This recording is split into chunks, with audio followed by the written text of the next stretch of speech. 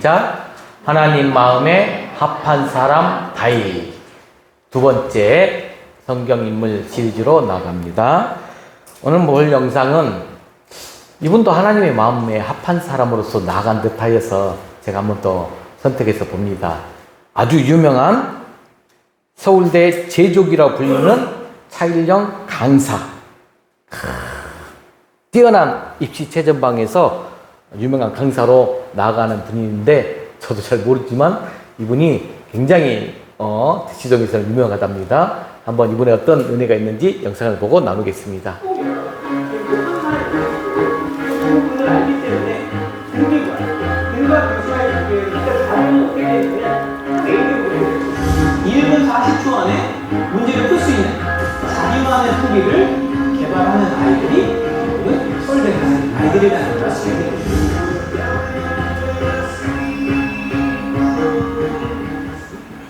교회는 그냥 썬데이 크리스찬으로 다니고 이제 토요일날 새벽 4시까지 술 먹고 아침에 가서 성가대하고 그래서 저는 그게 이제 저는 그게 살 줄 알았어요. 네. 하나님 이렇게 내버려 둘 줄 아셨죠. 근데 하나님의 이제 그런 그 작전이 조금씩 시작되는데 일단은 길이 안 열리는 거예요. 길이 안 열리니까 그때 이제 제가 처음으로 하나님 기도했던 것 같아요. 저한테 길을 열어주시면 제가 진짜 이걸 수학 강사를 통해서 하나님 영광 드러내는 그런 강사가 되겠다고.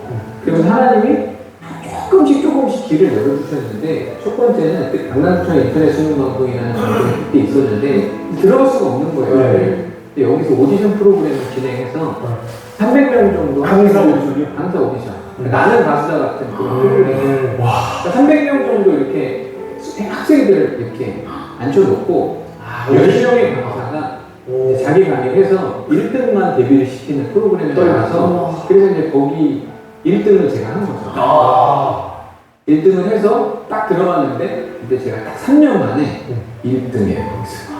150명 전 영역 뭐 국영수 사탕과탐 이런 데서. 근데 저는 어떻게 그때 강의를 했냐면 모든 강의를 들어가기 전에 화장실에 들어가서 문 잠그고 무릎 꿇고 하나님한테 변기 잡고 그리고 이제 엄청 기도하고 완전히 성령의 인도하심으로 강의를 하는 거예요. 수학 강의를. 그러니까 어떻게 제가 한 50분 정도 강의 하잖아요. 어떻게 했는지 모를 게 딱 끝나 있는 거예요. 근데 이제 제가 강의 모니터링을 하면서 제 모습을 보면서 이게 누구야? 왜냐면 제가 생각하는 저보다 훨씬 잘하는 거예요. 그러니까 선생님이 개입을 하시는 거죠. 다 이제 그때부터 하나하나 이제 하나의 손이 나와서 이렇게 딱. 지금도 여기 CBS 오면 일단 저는 화장실부터 가는데 화장실 가려고 하는 게 아니라 기도하려고 하는 거죠. 무릎 꿇고 기도할 수 있는 데가 화장실밖에 없잖아요. 실은 모든 건 골방에서 승부가 나는 거잖아요. 저도 이제 골방 기도 시작한 지 한 1년 4개월 정도 됐는데 기도하니까 골방 안에서 진짜 모든 전세가 다 바뀌어요. 저는 가만히 있지만 그냥 주변의 지형지물이 다 바뀌는 거예요. 나오면. 그러니까 옛날에는 제가 워크홀릭으로 아침부터 밤 10시까지 한 10년 정도 주치를 일을 했는데 그거보다 훨씬 지금은 적게 일을 하지만 지금 훨씬 잘 돼요. 모든 게. 하나님은 반드시 응답을 해주시거든요. 반드시 응답을 해주시는데 노트를 백지 노트를 피고 펜을 놓잖아요. 반드시 하나님의 말씀을 주세요. 그러면 그냥 생각나는 걸 적으면 그게 기도 응답이에요. 그게 나한테 하나님이 주시는 말씀이고 그거 이렇게 쭉 쌓이는 거 보잖아요. 되게 재밌어요. 하나님이 내 인생에서 굉장히 깊숙이 관여하고 계신다는 거를 그 노트 보면 다 이제 기도를 그때 한 번만 일회성으로 하는 게 아니라 좀 지났잖아요. 그럼 앞에 거 보면 지우기도 해요. 이렇게 긋고 이건 아니구나. 하나님 이거 취소요. 이건 아니군요. 그러니까 우리가 아무리 이제 막 욕심으로 구하는 기도를 시작을 해도 기도만 하면 하나님의 기도의 내용을 보세요. 제가 1년 4개월 전에 기도를 시작했어요. 1시간을 매일 기도를 하는데 하나님이 재밌으신 게 결과를 먼저 가르쳐 주시죠. 해준다 내가. 기도해라. 그러니까 이게 기독교가 실은 다른 종교나 우리가 사회적인 이거랑 완전히 구조가 다른 게 미래에서 현재를 보는 거예요. 그러니까 예수님도 십자가에 못 박히시기 전에 물론 그 고난이 얼마나 큰지는 아셨지만 미리 결과를 다 아셨잖아요. 왜냐하면 본인이 부활하시고 승천하실 걸 다 아셨던 것처럼 우리가 기도를 하면 먼저 기도 응답을 받고 그리고 나서 기도의 분량을 채운 다음에 응답이 이루어지는 게 기독교적인 사고방식이거든요. 그래서 저는 그래서 되게 기쁘게 사는데 아직 기도 응답이 이루어지진 않았지만 일단은 결과 아니까 기쁘게 사는 거죠. 될 건 아니까. 다른 사람들은 뭐 될까 안 될까 그런 두려움이 없어요. 그렇죠. 제가 양다리에 걸치면서 이제 강제적으로 이렇게 넘어왔단 말이에요. 하나님의 강권에 의해서 이렇게 신앙 쪽으로 넘어왔는데 새로운 세상을 봤어요. 태어나서도 한 번도 보지 못했던 세상. 와. 그게 뭐냐면 두려움이 없는 세상. 그러니까 이게 상황이랑 상관없어요. 그러니까 상황이 아무리 안 좋아도 두려움이 안 생겨요. 근심이 안 생기고 걱정이 안 돼요. 기도는 절대 땅에 떨어지지 않거든요.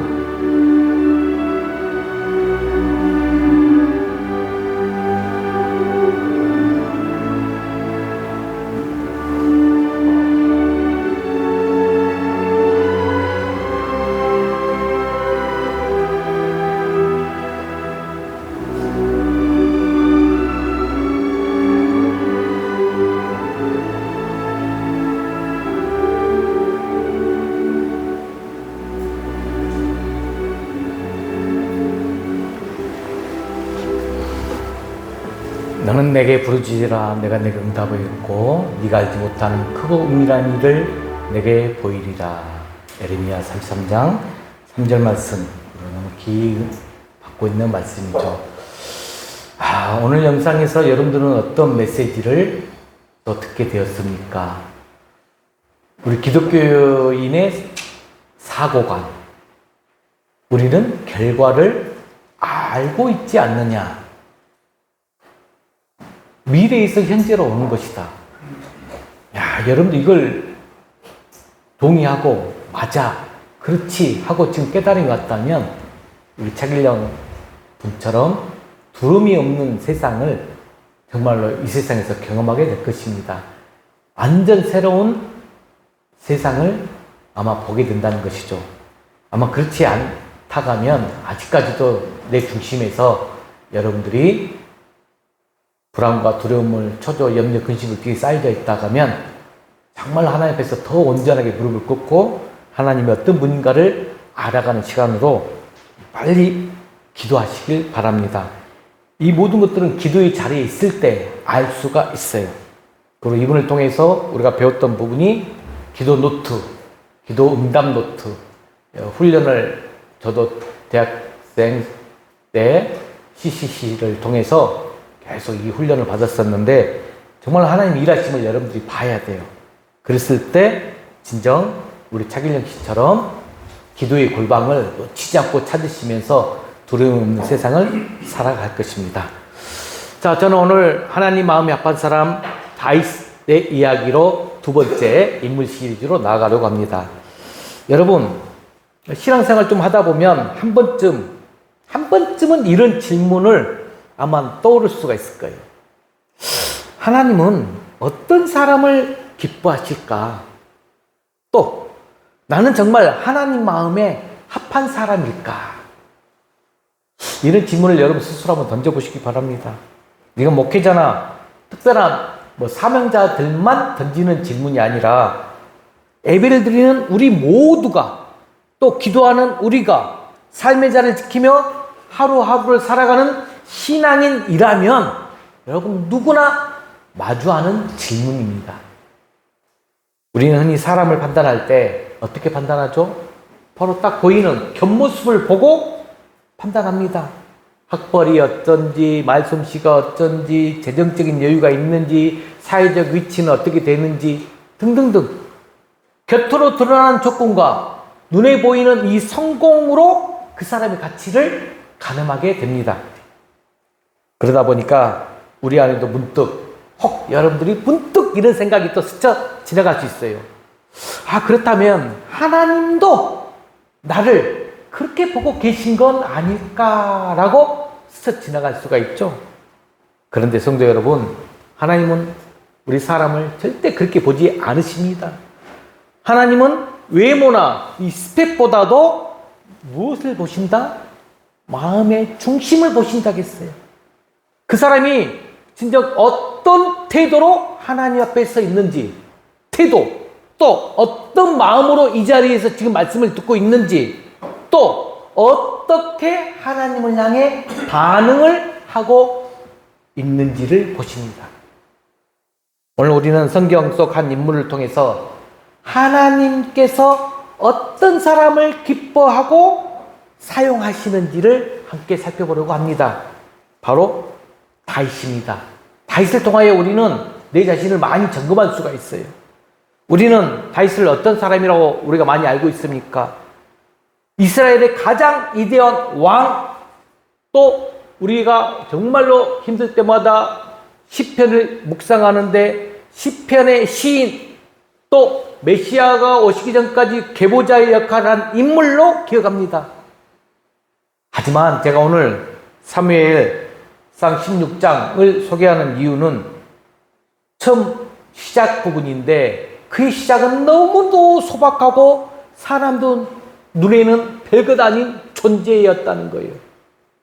오히려 무시당하고 그냥 잊혀지기 쉽고 기대조차 받지 못했던 사람이라는 것. 그가 바로 하나님의 눈에 든 하나님의 마음에 합한 사람이 되었다는 것입니다. 오늘 본문인 사무엘상 16장은 그 다윗의 지금 기름 부음을 붓는 장면이 나오고 하나님께서 다윗을 선택한 순간을 이야기하고 있습니다. 여러분들이 다윗 워낙 많이 들었기 때문에 초점을 잘 새겨드리면서 나가길 바랍니다. 여러분, 이 이야기는 단지 지금 우리가 다윗이라는 한 사람의 인생을 소개하는 것 아닙니다. 제가 이 짧은 30분 시간 안에 다윗을 다 소개하기 힘들어요. 전체적인 것을 한번 말씀을 드려보면서 메시지를 주려고 하는데, 오늘 이 장면은 하나님께서 오늘 이 시대 가운데서도 어떤 사람을 찾고 계시는지를 우리에게 말해준다는 거예요. 하나님은 지금도 다윗과 같은 사람 찾고 계세요. 세상에 주목을 받지 않아도, 사람들의 평가에 얽매이지 않아도 하나님만을 바라보는 그 중심, 하나님의 음성에 반응하는 순종, 은밀한 자리에서 하나님을 예배하는 영혼, 그들을 찾고 있습니다. 그 한 사람을 통해 하나님은 이 시대를 바꾸시고 하나님의 뜻을 이루십니다. 여러분, 다윗도 완벽하지 않은 존재였어요. 넘어졌고 큰 죄도 지었습니다. 하지만 그는 넘어질 때마다 하나님께 나아갔고 숨기지 않고 통곡하며 회개했다는 거죠. 하나님은 바로 그 중심을 기뻐했고 그의 인생을 통해 하나님 마음이 어떤 것인지 우리들에게, 세상에게 지금 보여주었어요. 오늘 우리는 다윗의 생애를 따라가면서 하나님이 어떤 사람을 기뻐하시고 사용하시는지를 제가 이제 세 가지로 한번 살펴보러 갑니다. 먼저 짧게 데이지만 살펴가면, 하나님은 외모가 중심을 보신다. 두 번째로 고난은 다윗을 믿음의 사람으로 세웠다. 세 번째로 실수로 했지만 하나님 마음에 합한 사람은 회개하고 순종한다. 자, 이 세 가지 메시지를 은혜로 나아가려고 합니다. 자, 이제 다윗의 이야기 속으로 나아가 봅시다. 자, 첫 번째, 하나님은 애모가 아닌 중심을 보신다. 자, 다윗의 첫 스타트, 다윗을 소개하면서 준 메시지입니다. 여러분, 다윗이 등장하기 전에 지금 누가 나타나죠? 사무엘이라는 선지자가 나타납니다. 하나님의 명령을 따라서 새로운 왕을 세우기 위해서 지금 베들레헴으로 간 이 사무엘 선지자는 지금 다윗의 아버지가 이새입니다. 이새의 아들 엘리압을 보자마자 사무엘이 속으로 말을 했어요. 어떤 말을 했죠? 16장 6절 말씀 한번 읽어볼까요? 시작. 여호와의 기름 부으실 자가 과연 주님 앞에 있도다. 사무엘 선지자가 이새에게 아들들을 순서적으로 딱 보는데 첫 번째 아들을 딱 보자마자 이 기름 부으실 자가 과연 주님 앞에 있도다. 너무나 잘생겼고 키도 컸고 인간적인 기준으로 볼 때 왕으로서 손색이 없이 보였습니다. 그런데 하나님은 단호하게 다르게 말씀하셨죠? 바로 뒷구절 16장 7절 말씀. 자, 화면 보고 읽어볼까요? 시작. 그의 용모와 키를 보지 말라. 사람은 애모를 보거니와 여호와는 중심을 보느니라.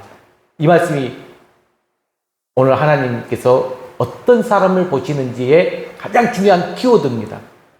하나님은 사무엘조차도 지금 사람을 애모로 판단할 수 있다는 그 함정에 빠질 수 있다는 것을 보여주었어요. 위대한 사무엘 선지자신데도 불구하고 외모를 보고 빠져들었어요. 함정 속에. 이렇게 예언자도 실수할 수 있고 사람의 눈은 여러분 정확하지 않다는 것입니다. 하나님의 시선은 언제나 인간의 중심에 머물러 있어요. 그렇다면 여기서 중심이 무엇일까? 여기서 말하는 중심은 단순한 마음의 감정 상태가 아닙니다. 여러분 착각하지 마시고 잘 들어보세요. 히브리 원문에서는 레바브라는 단어를 가리키는데, 즉 의지와 믿음.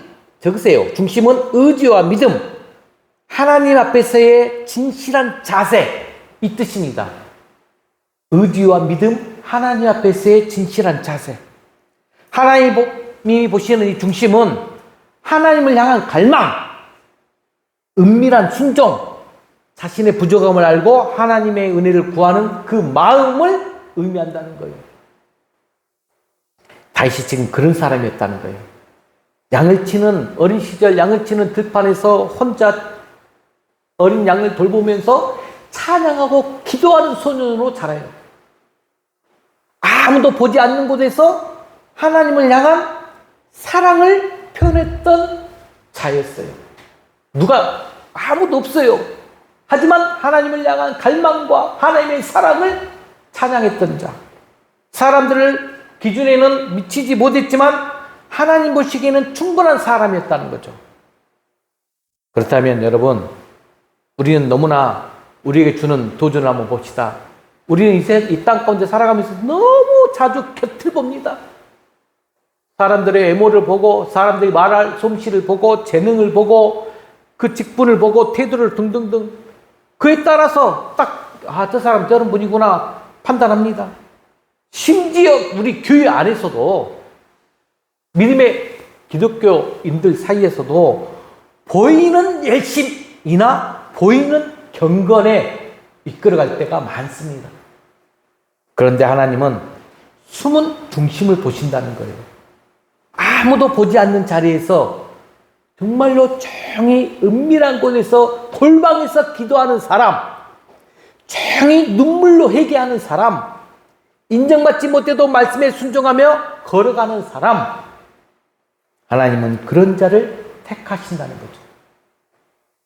오늘 차길영 씨가 일타 저 대한민국 최고의 강사가 될 수 있었던 것을 고백하면서 그 골방 기도, 항상 강의를 들어가기 전에 화장실을 가서 무릎을 꿇고 기도할 수 있는 유일한 장소가 화장실임을 알고 골방 기도를 시작하면서 하나님의 뜻 가운데 임하지 않았습니까? 그리고 그런 자에게 그 차길영 강사가 하는 말이, 이 강의를 통하여서 하나님 나를 세우고 하나님의 증인으로 내가 쓰임받는 도구가 되겠다 다짐하며 나가는 것입니다. 하나님은 그런 자에게 자신의 뜻을 맡기십니다. 여러분, 우리는 스스로에게 물어야 됩니다. 나는 사람들 앞에서 보이기 위해 신앙생활을 하고 있는가? 아무도 보지 않는 자리에서 하나님과 교제하고 있는가? 내 안에 진실하게 진실한 중심이 살아있는가?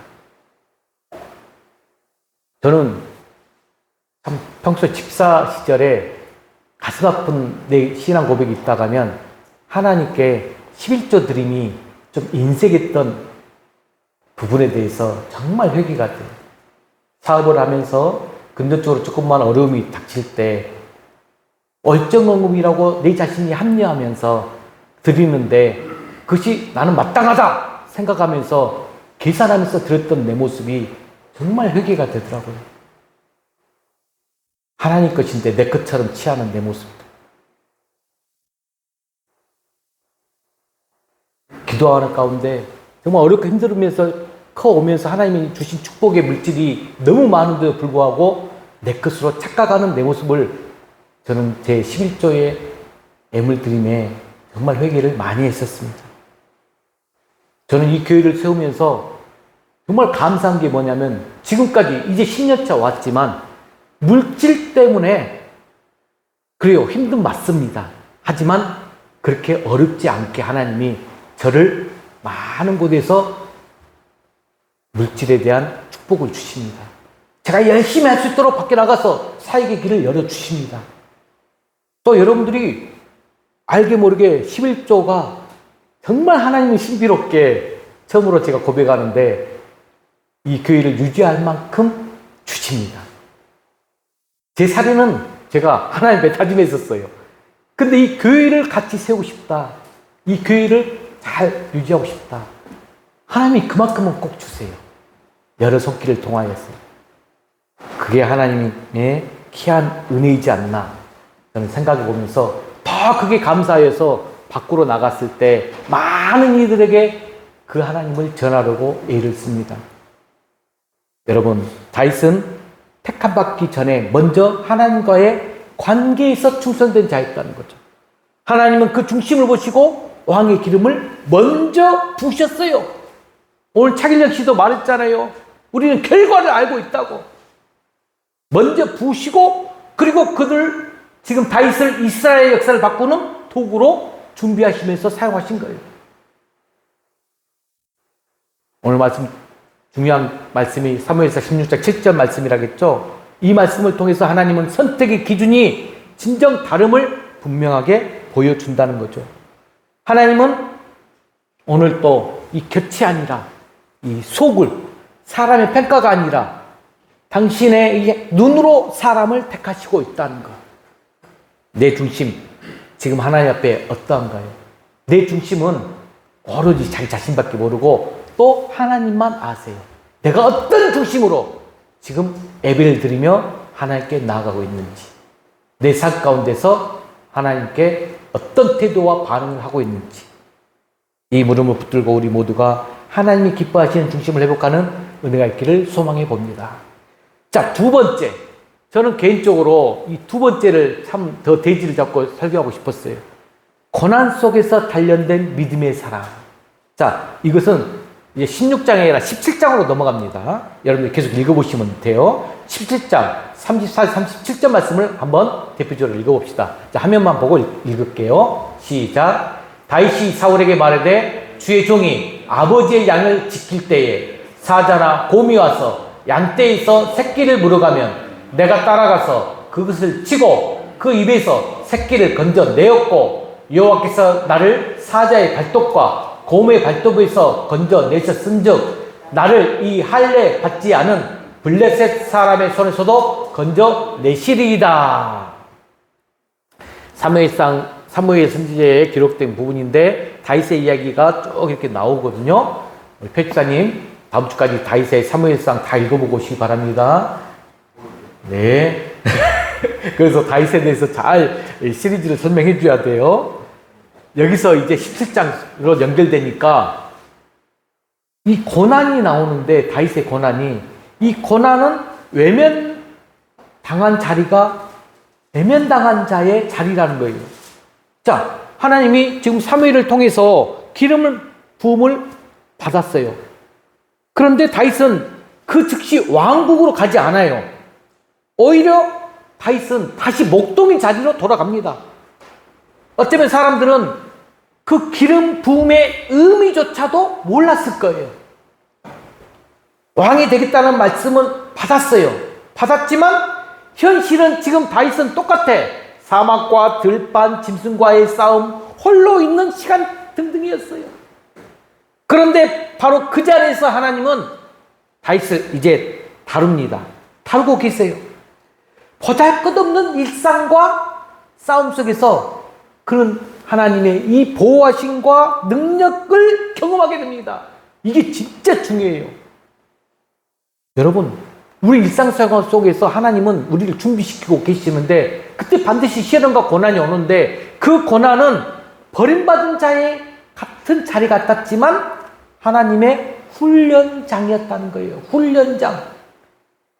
여러분, 믿음은 전장에서 세워지는 것이 아니라 들판에서 준비되고 있다는 거예요. 골리앗 앞에 선 다윗, 갑자기 그 골리앗 앞에서 믿음이 생긴 것 아닙니다.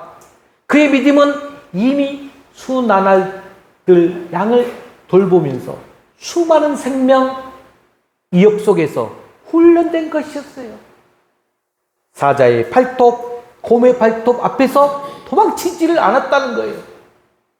그는 작은 싸움에서 하나님의 구원을 경험했어요. 그 경험이 큰 싸움에서도 자신의 신뢰의 믿음의 확신으로 연결된 것입니다. 이 믿음이 단순한 긍정이 아니에요.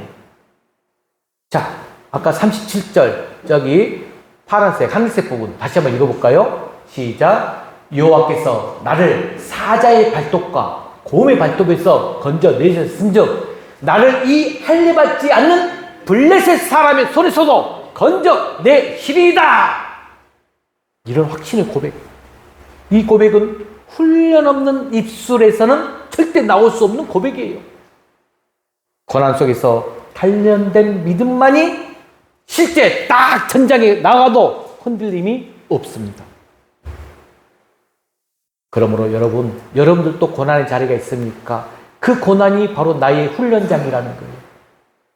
우리는 종종 왜 나는 이런 고생을 해야 하는가? 이렇게 묻어요. 왜 이런 시험 시련들이 나에게 찾아오는가? 묻습니다. 왜 하나님은 나를 이런 자리에 두었는가? 절망하게 갑니다. 그런데 다윗의 삶을 우리가 살펴보면 깨닫게 되는 거죠. 고난의 시간은 하나님이 우리를 준비시키는 시간이라는 것.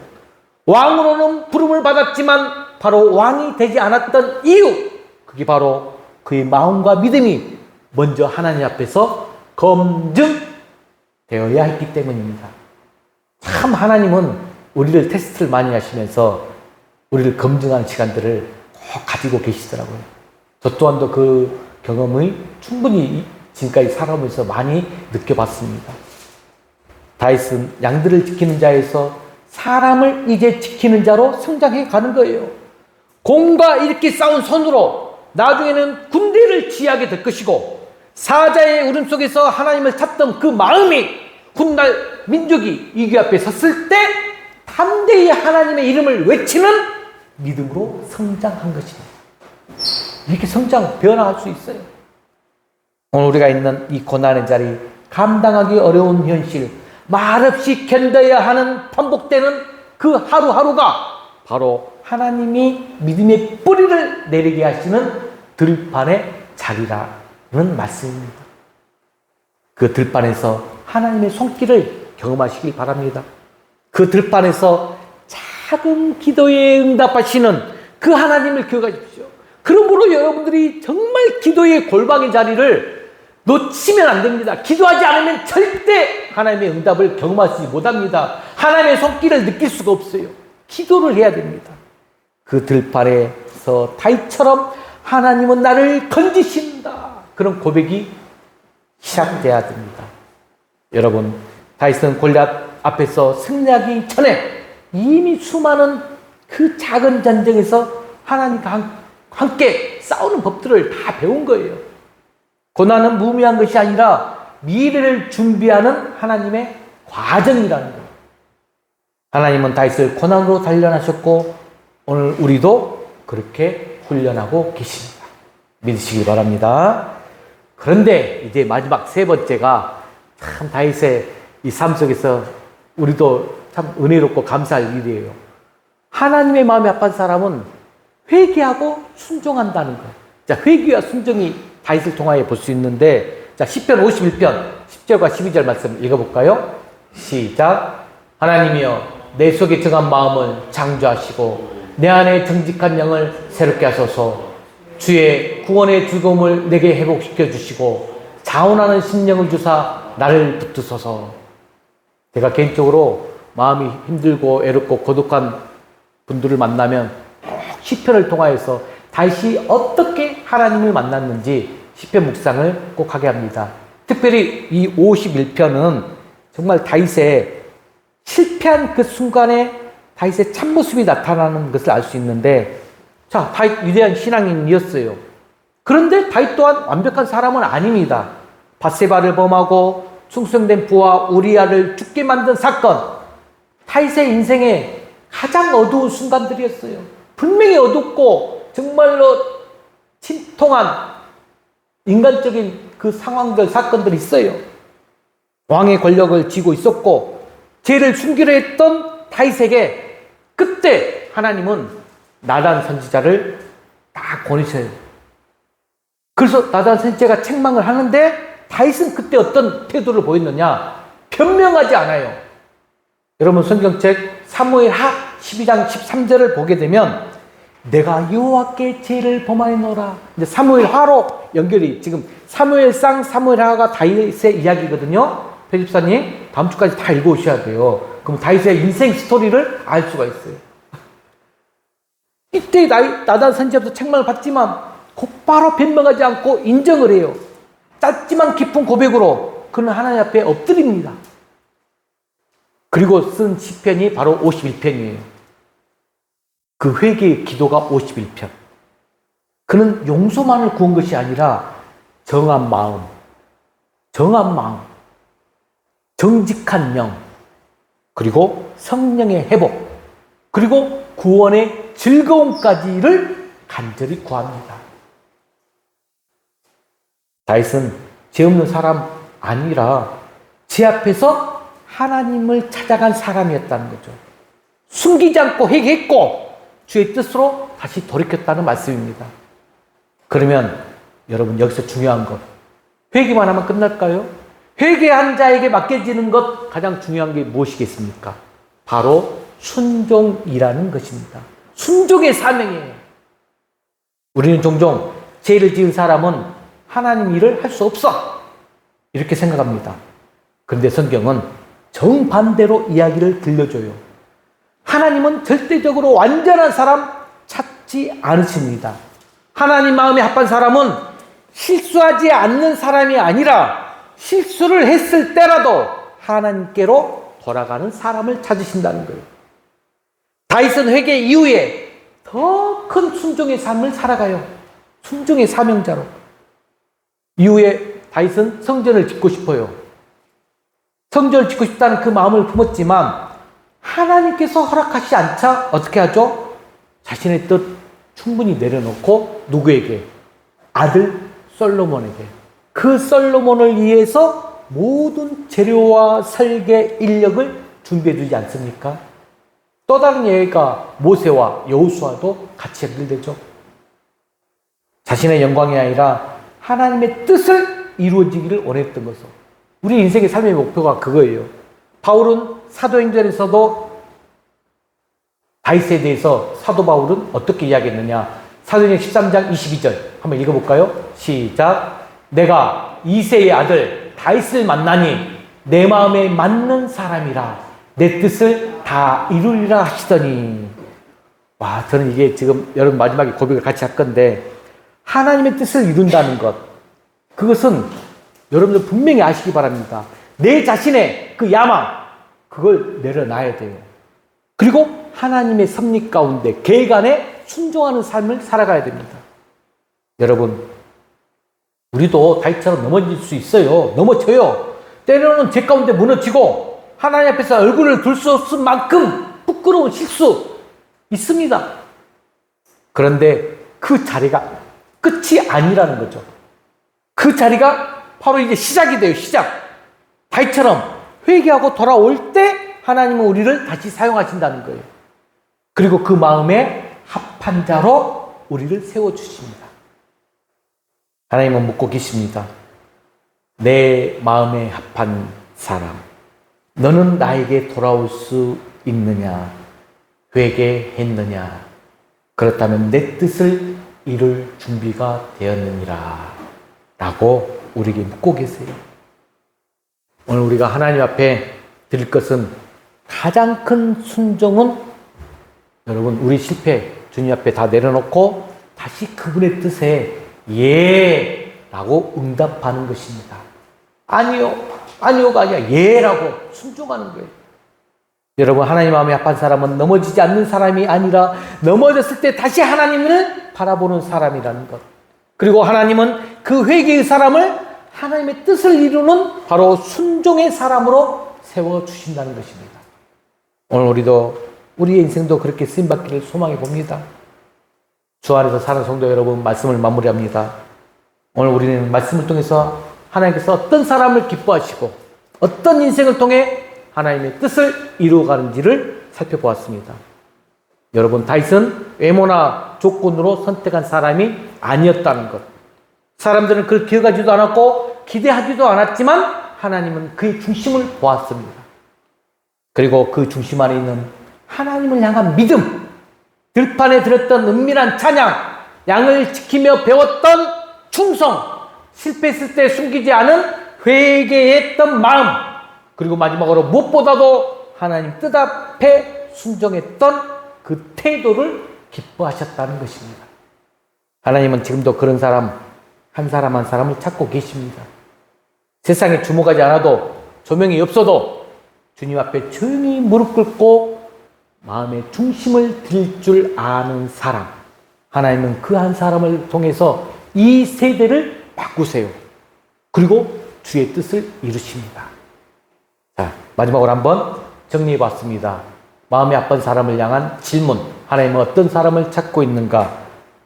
크게 한번 우리가 이 질문을 선포해 봅시다. 첫 번째, 시작. 나는 하나님이 보실 때 중심이 진실한 사람인가? 고난 속에서도 하나님을 향한 믿음을 키워가고 있는가? 실수했을 때, 죄를 지었을 때 숨기지 않고 회개하고 있는가? 하나님의 뜻 앞에 나의 계획을 내려놓고 순종할 준비가 되어 있는가? 우리 은퇴는 빨리 사진을 찍어가지고 올려야지.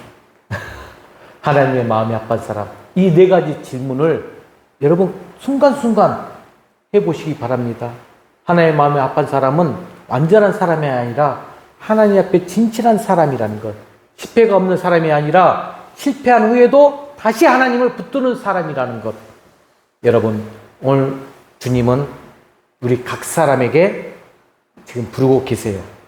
자, 앞으로 마지막 사도행 13장 22절 한번 옮겨 보실래요? 자, 이 말씀에 여러분들, 내가 이새의 아들 다윗을 만나니 그랬잖아요. 내가 덕선이를 만나니 내 마음에 맞는 사람이라 내 뜻을 다 이루리라. 이렇게 한번 선포해 보세요. 자기 이름을 넣고 내가 누구를 만나니, 시작. 크게 선포하세요. 자신의 이름을 넣고 내가 허은태를 만나니 내 마음에 맞는 사람이라 내 뜻을 다 이루리라. 자기 이름 넣고 크게 선포합니다. 시작. 내가 왜 이렇게 자신이 없어요? 자, 이행 집사님 시작.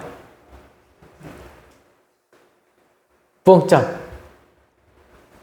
내가 부엉짱을 만나니 내 마음에 맞는 사람이라 내 뜻을 다 이루리라.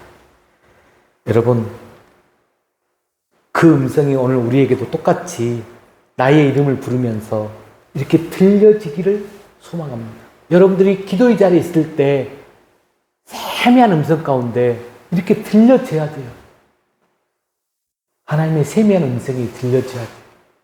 그리고 우리의 삶이 진정 하나님 마음에 합한 사람으로 이 시대 가운데 주님의 뜻을 이루는 통로가 되시길 주의 이름으로 간절히 축복합니다. 우리 시간 주의 은혜라 이 찬양 부르면서 지금까지 지내온 것도 주의 은혜고 지금까지 정말 견뎌오고 하나님의 자녀가 된 것도 주의 은혜임을 고백하며 나아가면서 오늘 말씀에 대한 결단의 기도 시간을 갖겠습니다. 주의 은혜라.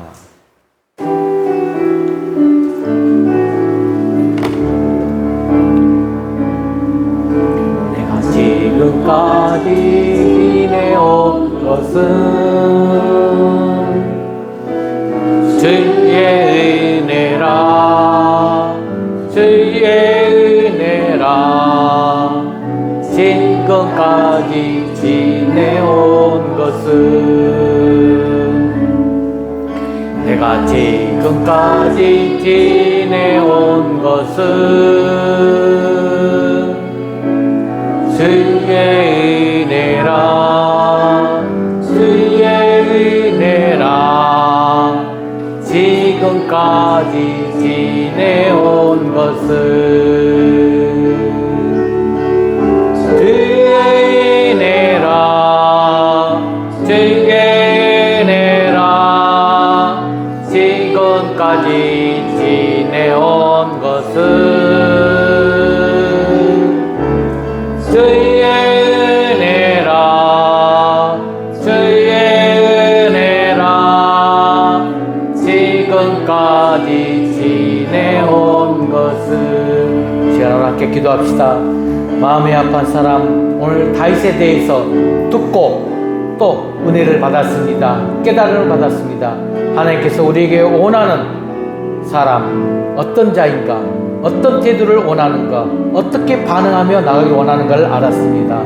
우리가 이 시간 하나님의 마음의 합한 자로 나가기 위하여 결단하며 기도하시기 바랍니다. 함께 기도하겠습니다.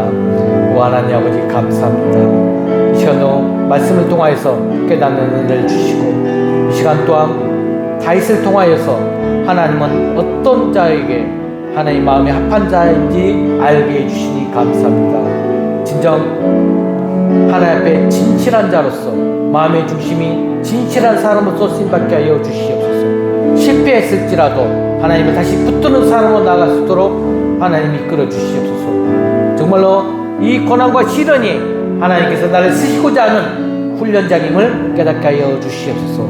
우리가 혹 실수했을지라도 넘어졌을지라도 진정 하나님께 나가면서 회개하면서 다시 한번 하나님의 뜻 앞에 하나님의 계획을 내려놓고 나의 계획을 내려놓고 하나님의 뜻에 순종할 수 있는 믿음의 인삼 되게 하여 주시옵소서. 오늘 또 함께 해주시면 감사합니다. 아버지 하나님 아버지 오늘 다윗의 생애를 통해서 하나님이 기뻐하시는 삶이 어떤 것인지를 배우게 하시니 감사합니다.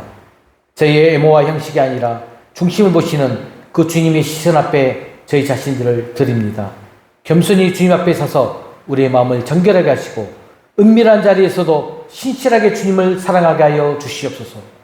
고난의 시절에도 하나님의 손길을 믿고 믿음을 잃지 않게 하시며 넘어짐과 죄 가운데서도 다시 주님을 향해 나아오게 하옵소서. 그리고 무엇보다도 하나님의 뜻을 이루어 나아가는 삶이 되게 하여 주시옵소서. 작은 일에도 순종하게 하시고 주님의 시간표에 저희들의 인생이 기꺼이 맞추어지게 하여 주시옵소서. 다윗처럼 하나님의 마음에 합한 자로 오늘 이 시대 가운데 우리 풍화문의 모든 권속들을 사용하여 주시옵소서. 걸어가신 예수 그리스도로 간절히 기도드리옵나이다. 아멘. 모두 일어나서 축복 찬양 부르고 예배를 마칩니다. 흩어져 있을 때에도 여전히 우린 주의 교회 각자의 자리에서 하나님 나라 되어가기 보이지 않아도 여전히 우리 곁에 계시는 주님 영원한 사랑 안에 이어져 있는 우리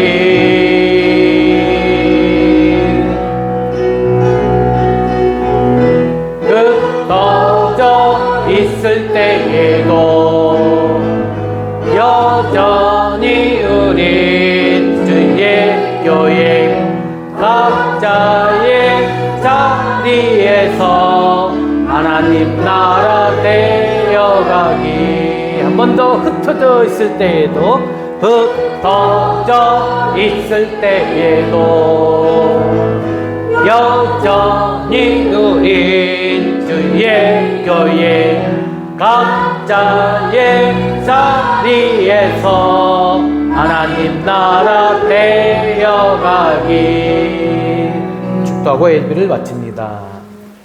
이제는 우리 주 예수 그리스도의 은혜와 하나님 아버지의 끝없는 사랑과 성령님의 감화, 감동, 위로, 교통하심이 다윗처럼 하나님 마음에 합한 사람으로 살기를 소원하며 마음의 중심을 들이고 고난 속에 믿음을 세우며 죄에서 회개하고 하나님의 뜻에 순종하기를 결단하는 사랑하는 풍암무르교의 모든 성도들 머리머리 이해와 그들의 가정과 자녀와 삶의 자리 이해와 특별히 오늘 새 생명을 잉태하게 되어 하나님께 감사하며 기도하며 나아가는 우리 재웅군과 우림양의 머리 이해 이제와 영원히 함께 있을지어다. 아멘.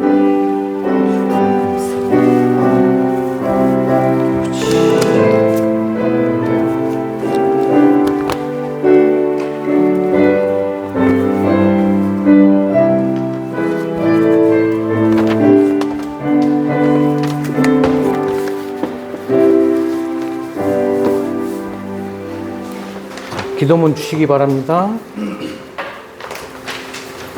네. 주세요. 이름 안 적어주세요. 자.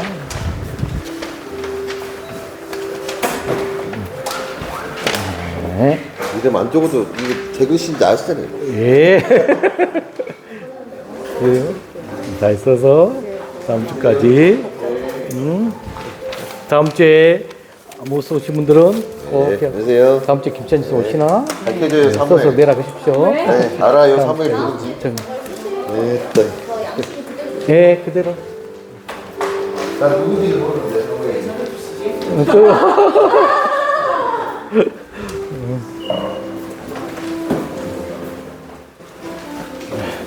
또 도와라.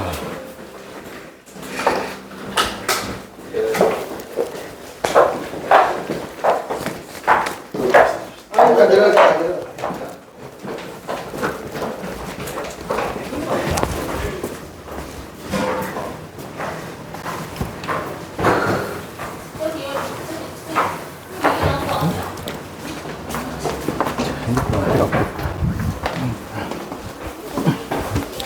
핸드폰을 앞에 갖고 녹화가 계속되고 있거든. 아이고야.